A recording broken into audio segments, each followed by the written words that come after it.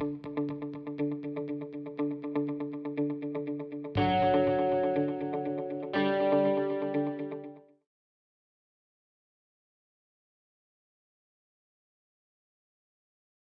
right, sweet. Awesome. Welcome to 100units.com. Claudia, thanks for coming and joining us. Really appreciate it. Claudia Kiernan with IPX1031. She's a senior vice president and all-around genius when it comes to 1031 exchanges. I really appreciate she's helped me out a number of times with questions where we had clients who were doing something right then and really need help. She's been awesome to work with. Really appreciate her help. So Claudia, thanks for coming on. Oh, Joe, thank you for having me. And I always enjoy working with you and helping your clients with 1031 exchanges. So if you would, give us some quick background on IPX and yourself. Absolutely, yeah. So I have the pleasure of working for one of the largest qualified intermediaries in the U.S., known as an IPX1031 or Investment Property Exchange Services. So we're a nationwide qualified intermediary. So we're the ones that actually facilitate the exchange. And IPX 1031 is really known for two very important things. One is our expertise. We've been doing exchanges since 1988. Plus, we have the highest level of bonding and insurance in the industry because we have a very strong parent company that's a Fortune, I think 288 is their number now, known as Fidelity National Financial. It's a large title insurance company. So, and I am a licensed attorney in Florida and in New York. And I, as Joe was saying, I'm a senior vice president with Investment Property Exchange Services. I actually manage the Southeast region for the company, which includes 9 states. But our transactions that we handle in our office here in St. Augustine, Florida, span the whole country, right? Just because we're all moving around so much more. So, and I'm also a certified exchange specialist. So I've been working for qualified intermediary in this field since 2005 with IPX over, gosh, 13 and a half years. So, yeah. Wow. It's quite, that is impressive. And I'm amazed. I didn't know y'all did it all over the country right from St. Augustine. I didn't realize. Oh, yeah, absolutely. Wow. That's awesome. I mean, we have offices all throughout the country, but we all handle in different regions exchanges. You know, I might have someone that is in California right now, right, selling in California, and then wanting to buy in Florida, right, and they may live in the state of Washington, right. So it spans a large part of the country, and so yeah. Is that? I guess the 1031 exchange is federal. That's right. Because we have done quite a few exchanges with clients selling properties in California, New York, New Jersey, and purchasing in Florida. That's been a reasonable volume, especially over the last 2 years. Well, right. I mean, we see that trend as well, especially the California to Florida one. I think a lot of our exchangers, they maybe want to get out from under the high tax rates, right? And maybe move to Florida, or, you know, their market is so great in California and the values they're getting, they can really put it to great use here in Florida. Yeah. Can you give us a quick rundown on, for those who don't know the 1031 exchange, just the quick basics on it? Absolutely. Yeah. So 1031, which is referred to as a tax deferred exchange. Sometimes if you're out in West Coast, a Starker exchange, or, it's actually part of the Internal Revenue Code. And it really is a huge wealth builder for all of us, right? In that it allows someone that's selling property, either held for investment or business use, to engage a qualified intermediary, that would be us, right? Or there's many others as well, of course, and reinvest into another property held for investment or business use and get to defer all the taxes that would ordinarily be due. So instead of that seller writing a check to the IRS, they get to keep that money and use it to go out and buy more real estate. So that's the power in it, right? But there's just some key steps that have to happen in a certain process that has to be followed. One of the questions I get from clients is, they're selling an apartment building and they're going to exchange into retail, office, raw land, X. What are the rules that people Yeah. keep in mind? And it's an area of confusion, Joe, really, because the way that the code section's written, it states that, well, the property you sell and the property you buy have to be like kind. So many times someone will think, well, if I am selling that multifamily property, I got to buy a multifamily property. But really, if we think about it, real estate is all like kind. It's intrinsically like kind to each other. So one of the main reasons we see our clients doing exchanges is they're changing the type of property that they are getting into, right? So they can sell that multifamily property and they can go out and buy a much more passive real estate, maybe like the triple net property or any type of real estate, even in fact, residential property, if they wanted to buy a property that's being used for short-term rental, like an Airbnb at the beach, right?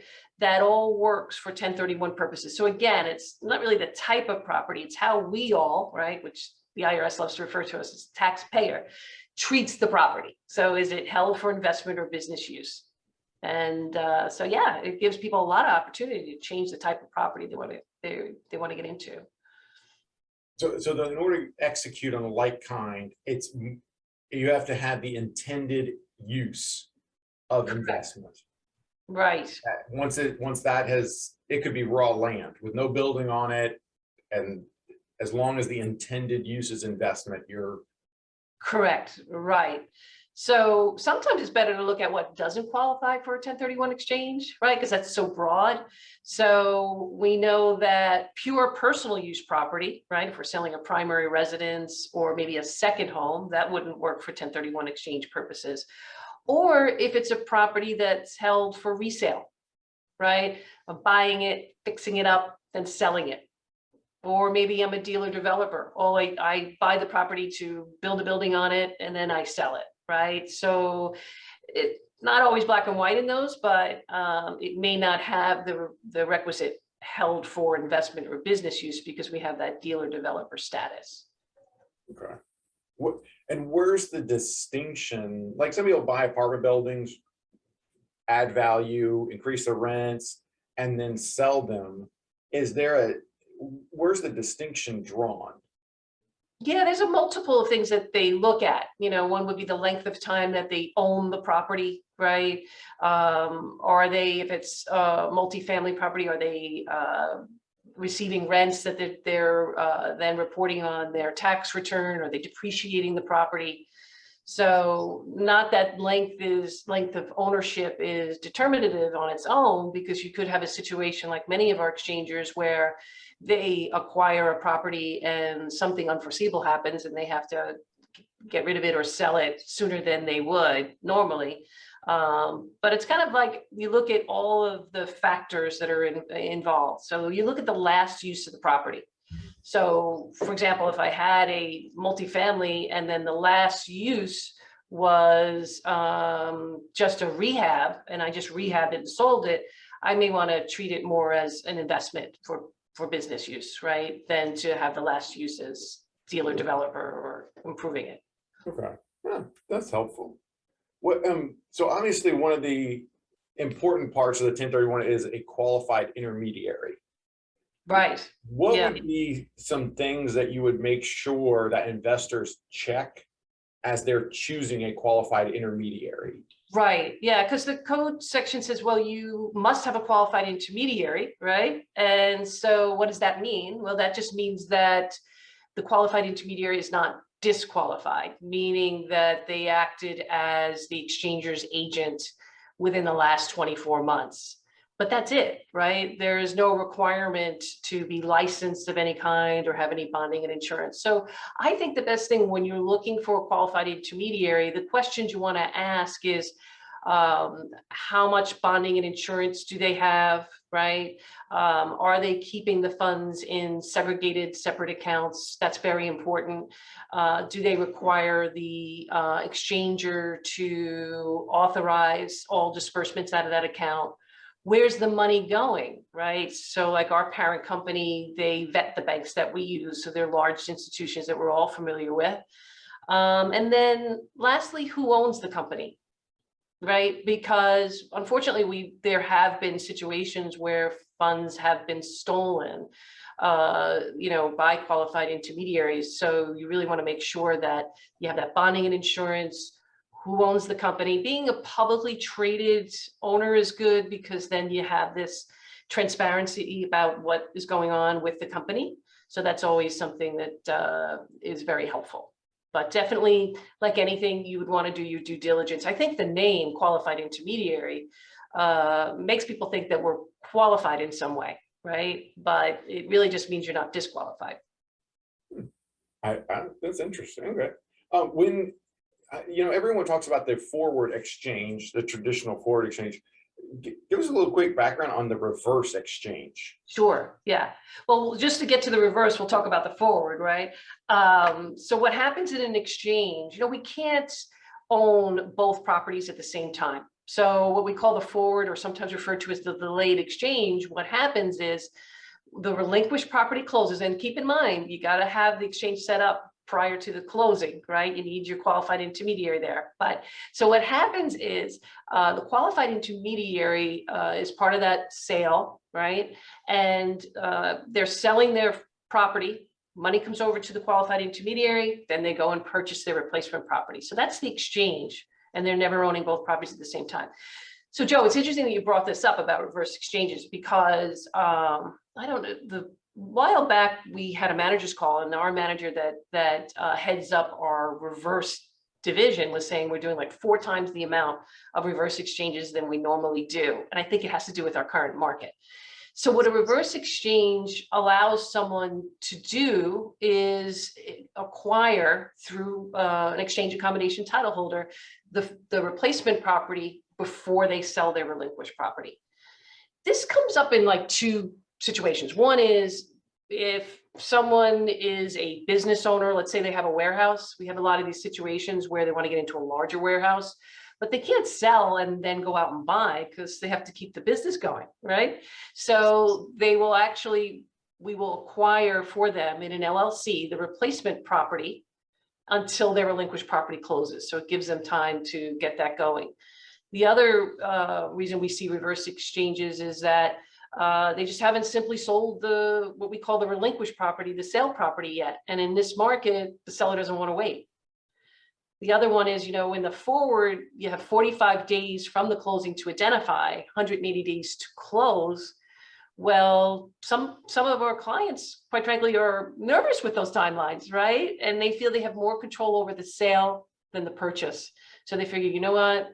I'm going to go out and buy the replacement property. Now they can't actually buy it. We're going to do it for them with this entity we create. And what happens is once we go on title to the property, they have 180 days to sell their relinquished property. So really can be quite helpful for a lot of our clients to do the reverse instead of the forward exchange. Now, it is more expensive than a typical forward exchange because we are going on title to the property. We're giving our client a triple net lease so that they have the benefits and burdens of the real estate. They're typically lending us the funds, right, to acquire the property. So just a lot more involved, but great mechanism to make a transaction work. Yeah. And when you're talking about the costs involved, like give or take, what are costs involved in a 1031? In 1031, yeah, on a forward exchange, most often the fees out there are around $1,200, and it includes a sale and a purchase for a forward exchange. That's again when you're selling first, then buying.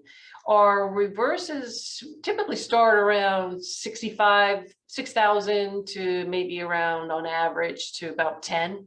It just depends on the transaction, the size of it. Is there a lender involved? So there's just more moving parts in that type of transaction. But as you can see, the forward exchange is quite reasonable. It's an allowable expense from the sales proceeds.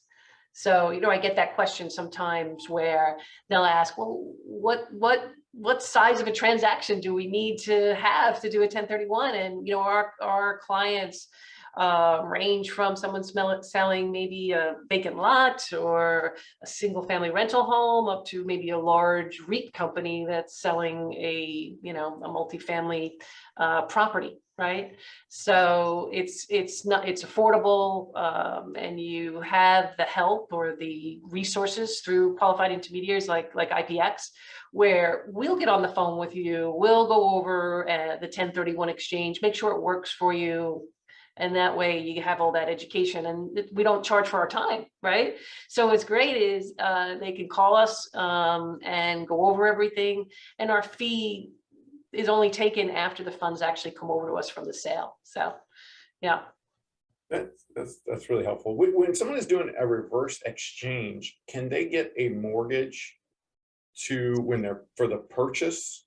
Like they can go to a lender and get a loan to purchase that property? It's a good point, because if you think about what a lender's looking at, right? In this situation where typically we're parking, and again, that's setting up that LLC to go on title to the property. The borrower, right, our client, is not going on title to the property. So the lender typically likes the borrower to be on title. If it's a commercial transaction, it really isn't that much of a challenge. It's just sometimes maybe getting that lender on board. One of the things that helps many times when we set up that LLC that's parking the new property, we leave the property in that LLC at the end of the exchange. We just convey that property to our exchanger by conveying 100% of the membership interest. And the reason why we do it that way a lot of times is because of the lender, because the lender doesn't have to redo their loan docs at all.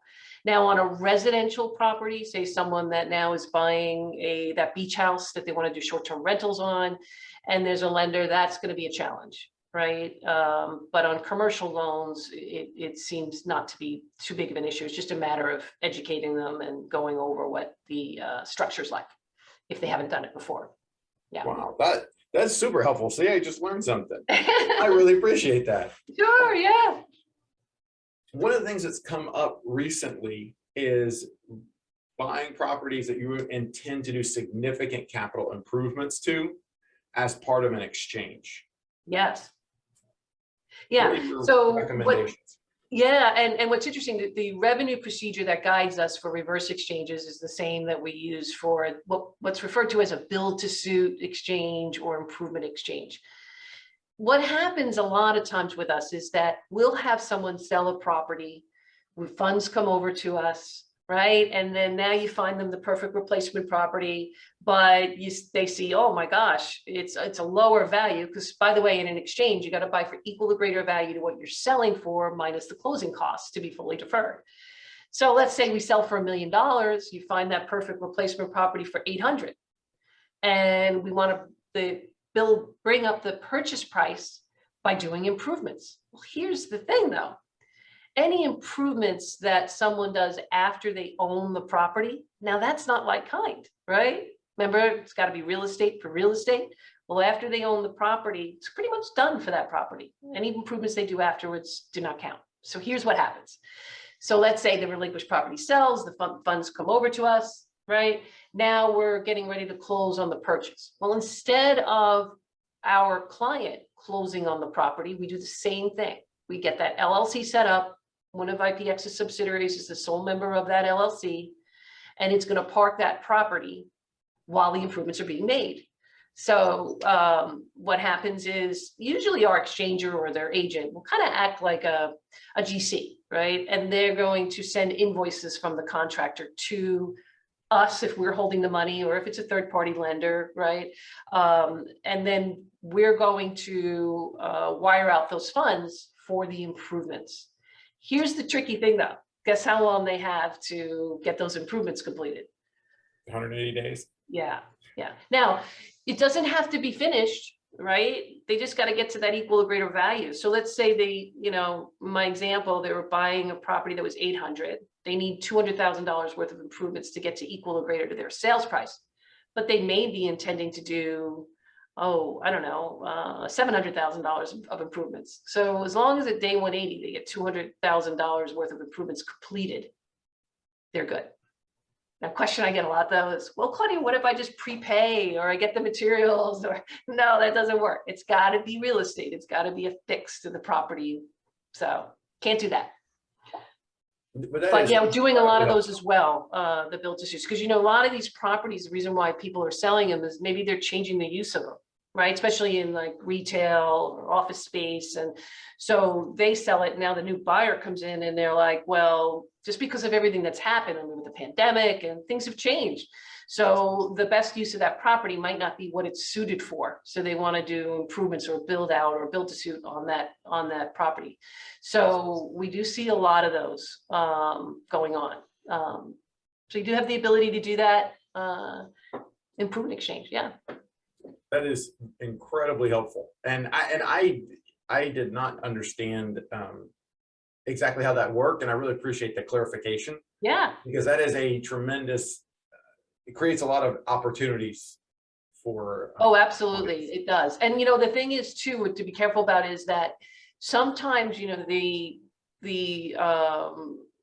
client that's doing the exchange, they don't know that they're going to do an improvement exchange, right?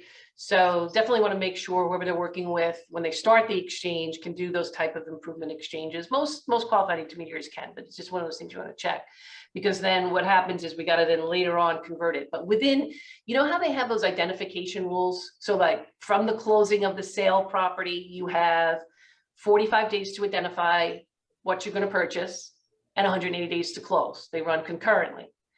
The twist on the built to suit is they would identify the property, the address, 123 Main Street, plus the improvements, right? So we want to identify that as well, because that's part of what they're acquiring in the exchange. Okay. All right, it's time to get out the crystal ball. We got a lot of moving things going on with the new tax laws.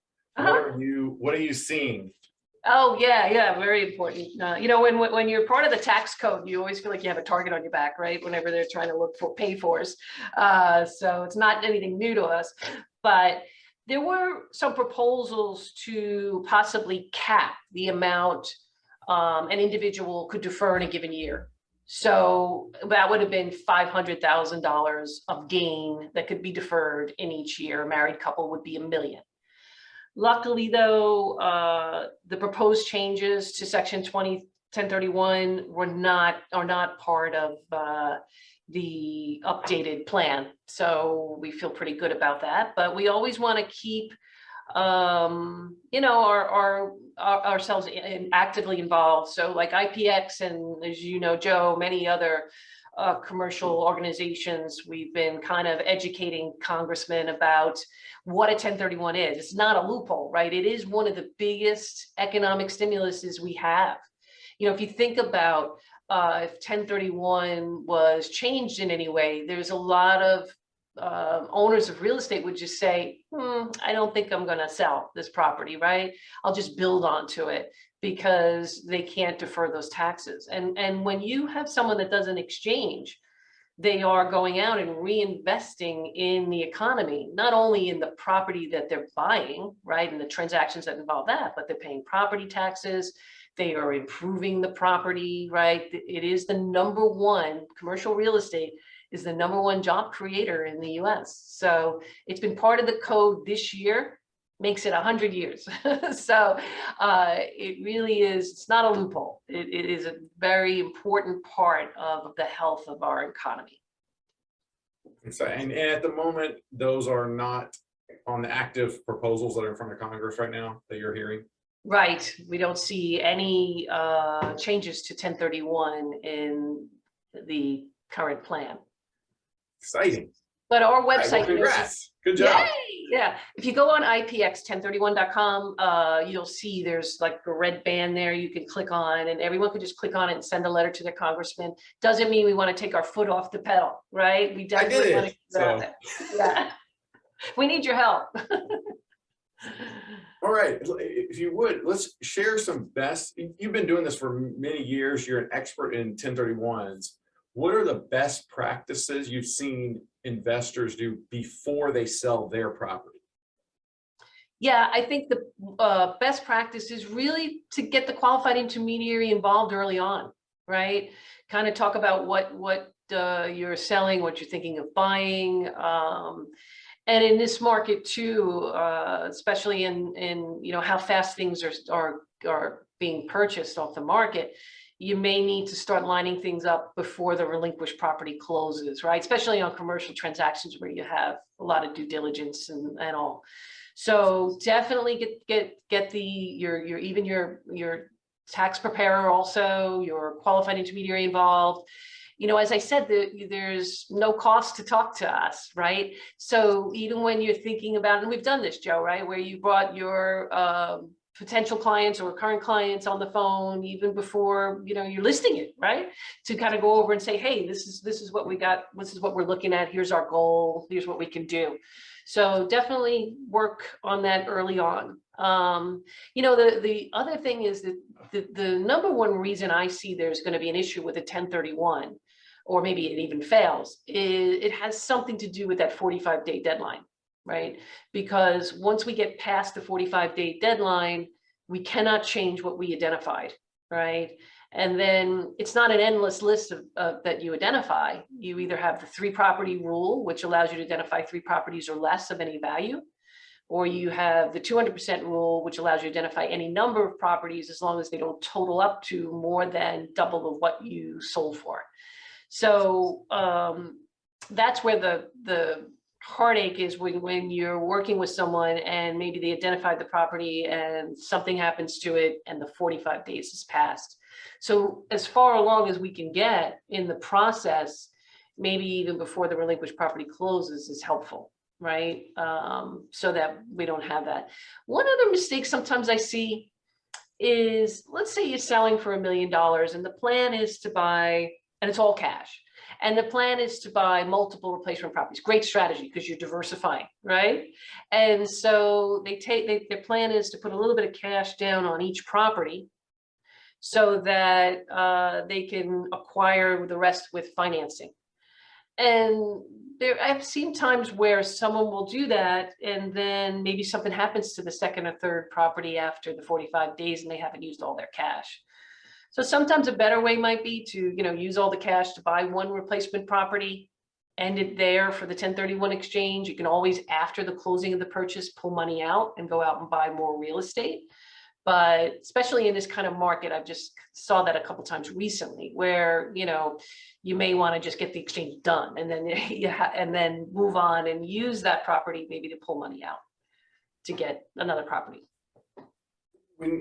That brings up an interesting point. So say they had $1 million they were exchanging, they did the exchange correctly, executed it with 900,000, they had 100,000 left over. What happens with that 100,000? Yeah, that's what we call boot, that 100,000, right? It's taxable.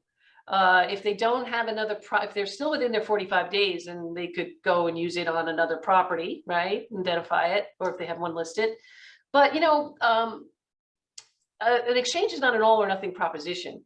We do a lot of partial exchanges, right? Especially with some of our exchanges that have owned the property a very long time, right? The basis is pretty much down to zero, and they're selling the property, and their goal might not be to be fully deferred. But back to what you're bringing up, if there's $100,000 left in the account because maybe the replacement property was lower, that money would be returned to our client, but they would pay tax on that 100,000, right?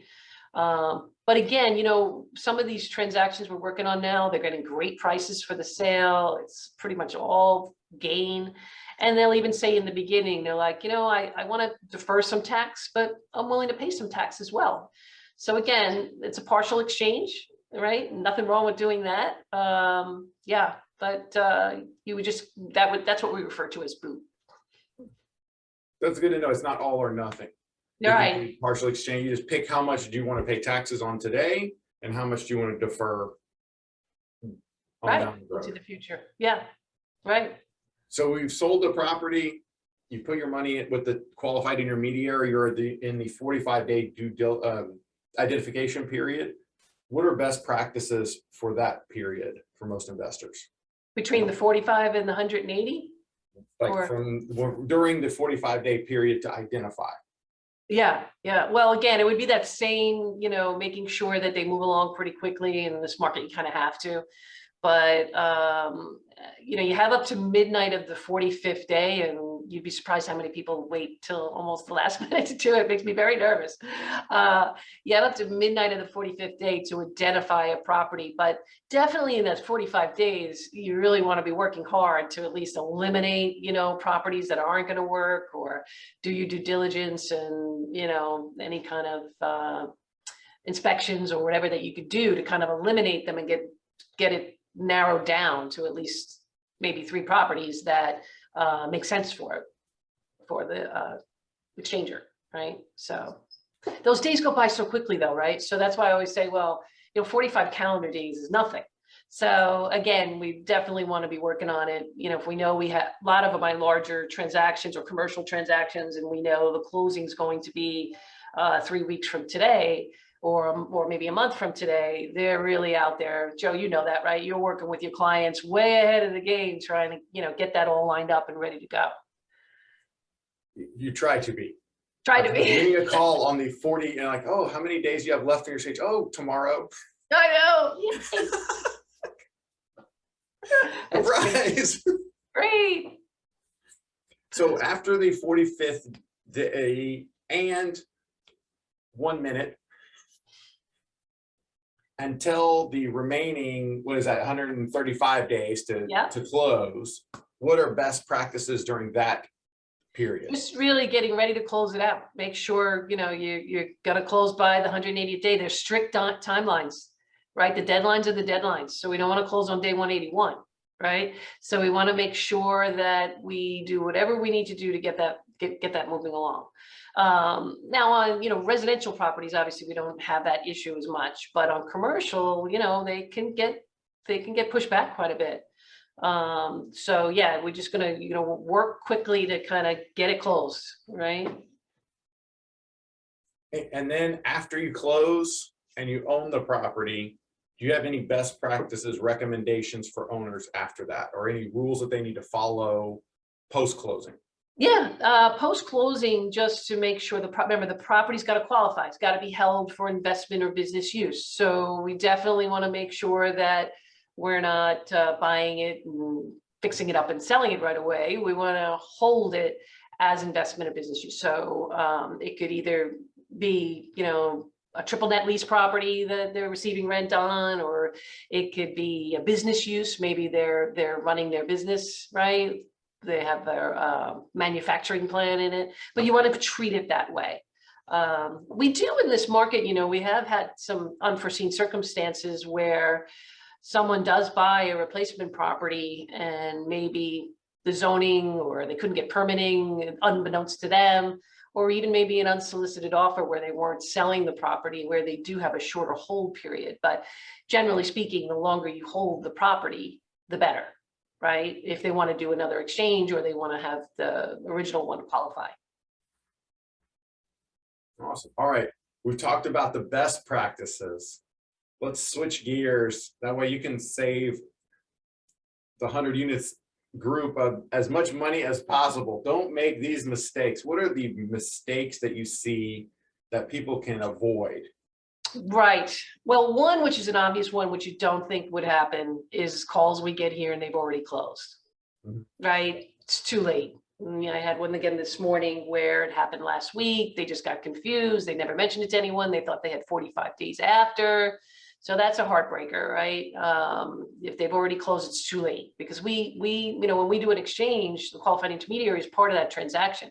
We assign into the rights of our exchanger as the seller, and those proceeds are coming over to us. So we're actually creating the exchange of properties. Otherwise, you just have a sale and a purchase. You need the exchange agreement, the assignment, all has to be in place on or before the closing. So even if any of your 100 units group is at a closing table and they're like, oh my gosh, wait a minute, I want to do a 1031. It's okay. All right. Just have your settlement agent reach out to us. We'll get it set up. But if it's already happened, like yesterday, then we can't. So definitely get us involved early on. The other best practices is one. If you're okay, I want to give you a quick shout out. Sure. You bailed out more than one of our clients. Oh. Where they were at either the day before, all of a sudden they're like, oh yeah, we're doing a 1031 exchange, or in some cases the day of closing. and your team moves incredibly quickly. So this is not an advertisement that people should wait till the last second to do this. Right, no, please don't. But y'all have bailed out a number of clients, and I've been very impressed with your execution. Oh, good. Yeah, we're happy to do it. It's good that they get in contact with us, and all we do is 1031. And a lot of what's nice too, depending on where they are at the last minute, you know, our exchange documents aren't like regular closing docs. They don't have to be notarized, or and we can send them to someone electronically to sign through DocuSign. So definitely that's one of them. Not to, you know, don't forget about the qualified intermediary. In the opposite, we had an interesting situation where, even though we were holding a couple $1 million for the purchase, they forgot to include us on the purchase side. Can you imagine that? Even though we're emailing them all that time, they just wired out the money. They paid it themselves and said, oops, forgot. So you definitely want to keep, that's a rare one, really. That that was one time that happened. I'm trying to get a point where I can just, $2 million. Yeah, I know, that's what I was thinking. I'm like, yeah, don't worry. I know, exactly. I'm like, wow. The other one was what I was saying about, you know, making sure that if you are going to do multiple replacement properties, that you're pretty sure on all of them. Because remember, when you get beyond the 45 days, you want to make sure that exchange is complete. That's another good one. Again, it would just be trying to, you know, work with someone like Joe, right? That's going to be out there finding your properties and connecting you, because that is key, right? We definitely don't want to procrastinate on that. We want to get that all lined up. Exciting. Yeah, it is. Have you seen anyone sell a property, do an exchange into a single family home, and then move into it and forget that they're not supposed to do that? Whoops. Yeah, right. Well, there's been famous cases for that, right? Where they bought they brought the replacement property and then moved into it a couple days later. That's not investment or business use. Hey, but here's the thing. You know, I had a doctor over in the Tampa area who sold his commercial property and replaced with a beautiful home on the water, right? But he's renting it for 24 months. And then he's going to move into it later. So you can change the use, but you got to slow it down, right? So initially hold it as a, so this is a good exit strategy for someone that maybe wants to sell their property and get into something that, you know, they can convert later into their primary or 2 years and 24 months and acceptable. Yes. Yeah, we have a revenue procedure that gives guidance on, you know, how much can a person use a property and rent it in the first 24 months. It's really pretty minimal. You couldn't make it your primary, but it's always that 24-month period. So you definitely want to wait till after 24 months to make it your primary. Excellent. Well, thank you so much. And is it cool if we put your email and contact info in the show? Yeah, absolutely. All right. Yeah. Claudia, thank you so much for sharing your wisdom. Thank you for having me. Yeah, I'm excited to help people defer their taxes and create multi-generational wealth.